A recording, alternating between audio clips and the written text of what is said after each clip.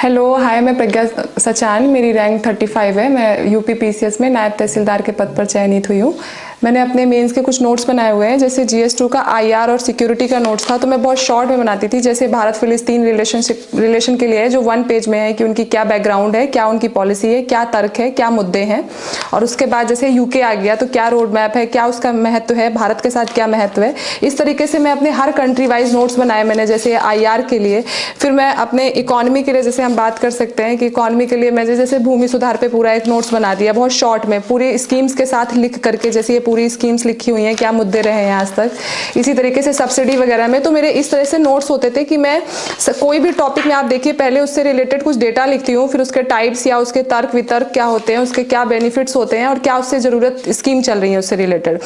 इसी तरीके से मेरा, जैसे आप आगे का नोट्स देखोगे, ये सोशल इशू का नोट्स है, तो मैं हर टॉपिक वाइज पॉपुलेशन का नोट्स, उसका कुछ डेटा, कुछ बेसिकली जो उससे रिलेटेड ऑर्गेनाइजेशंस होंगे वो क्या कह रहे हैं, क्या कारक हैं क्या। तो मैंने हर टेबल, आपने देखा होगा कि लगभग मैंने हर पेज में अपने कुछ ना कुछ ऐसे टेबल्स बनाई होंगी, ठीक है, कुछ ना कुछ ऐसे फ्लो चार्ट्स वगैरह बनाए होंगे, जिससे मैं उनको ज़्यादा अच्छे तरीके से बता सकूँ। क्योंकि हम लोग एक बार में लिखेंगे ना तो वो पूरा पढ़ेगा नहीं अच्छे से एग्जाम में, कॉपी चेक करने के लिए, है ना।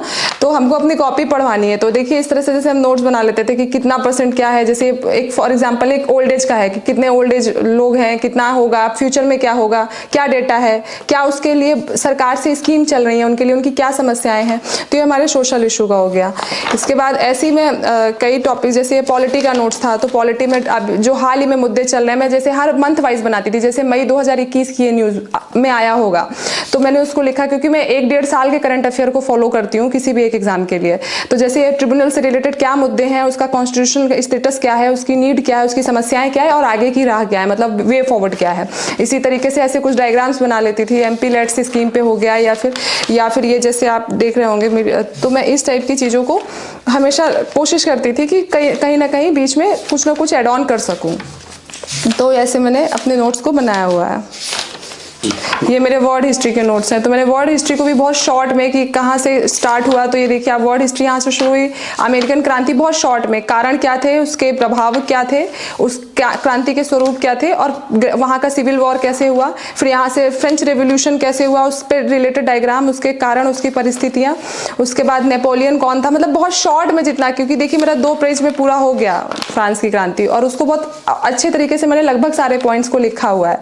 तो और जैसे इंडस्ट्रियल रिवोल्यूशन आया तो उससे क्या कारण थे, क्या अर्थ है इसका इंडस्ट्रियल रिवोल्यूशन का, क्या क्यों ब्रिटेन में ही आया, क्या उसके रिजल्ट रहे। फिर ये जैसे इटली का यूनिफिकेशन आया, तो यूनिफिकेशन ऑफ इटली कैसे हुआ, क्या था। तो मैंने ऐसे अपने इसके वर्ल्ड हिस्ट्री के भी नोट्स बनाए हुए हैं।